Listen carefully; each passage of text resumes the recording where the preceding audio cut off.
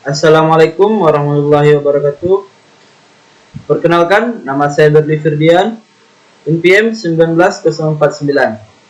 Baiklah, Bapak dan teman semua, saya akan mempresentasikan mengenai perubahan organisasional dan manajemen stres. Perubahan organisasi.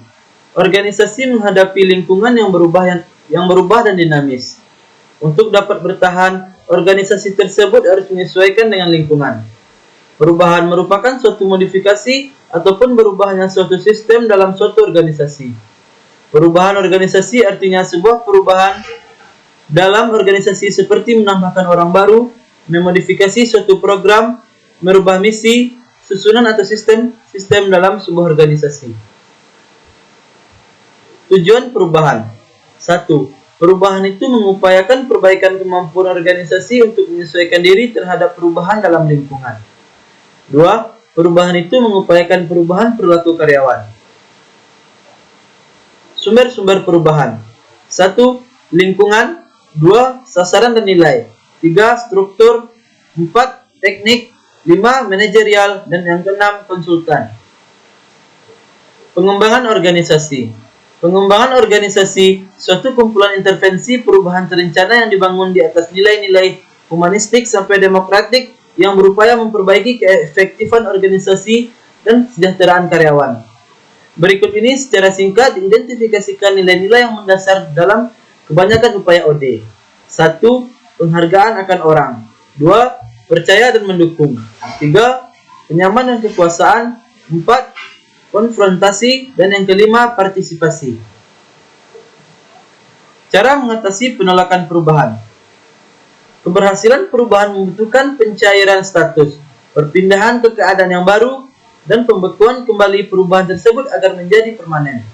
Koch dan Friends JR mengusulkan 6 taktik yang dipakai untuk mengatasi penolakan terhadap perubahan, yakni yang pertama, pendidikan dan komunikasi. Yang kedua, partisipasi. 3. Bantuan dan dukungan. 4. Negosiasi. 5. Manipulasi dan kooptasi. Dan yang keenam, paksaan. Manajemen stres. Stres adalah reaksi tubuh terhadap situasi yang tampak sulit dan membuat ketidakseimbangan dalam hidup. Dalam perilaku organisasi dibutuhkan suatu manajemen stres untuk menghadapi. Dampak stres. Berbagai tekanan dan gangguan dalam sebuah organisasi tentunya pasti sangat sering terjadi. Hal inilah yang perlu dihindari agar kinerja kerja tidak terganggu. Dampak dan akibat stres itu sendiri dalam buku organisasional behavior atau Robin dikelompokkan menjadi 3 gejala, yaitu yang pertama gejala fisiologis, yang kedua gejala psikologis, dan yang ketiga gejala perilaku. Penyebab stres. Apabila ditinjau dari penyebab stres, menurut Sri Kusmiati dapat digolongkan sebagai berikut. Yang pertama, stres fisik. Yang kedua, stres kimiawi. Yang ketiga, stres mikrobiotik. Yang keempat, stres fisiologik.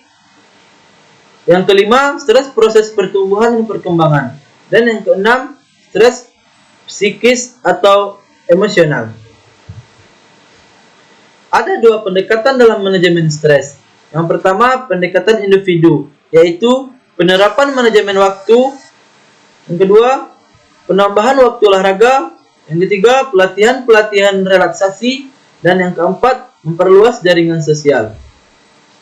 Yang kedua, pendekatan organisasional, yaitu yang pertama menciptakan iklim organisasi yang mendukung. Yang kedua, menetapkan tujuan yang realistis. Yang ketiga, penyeleksian personil dan penempatan yang baik. Yang keempat, perbaikan komunikasi organisasi. Dan yang kelima, membuat bimbingan dan konseling. Baiklah, hanya itu yang dapat saya presentasikan. Apabila ada salah kata, saya mohon maaf. Wabillahi taufiq wal hidayah. Assalamualaikum warahmatullahi wabarakatuh.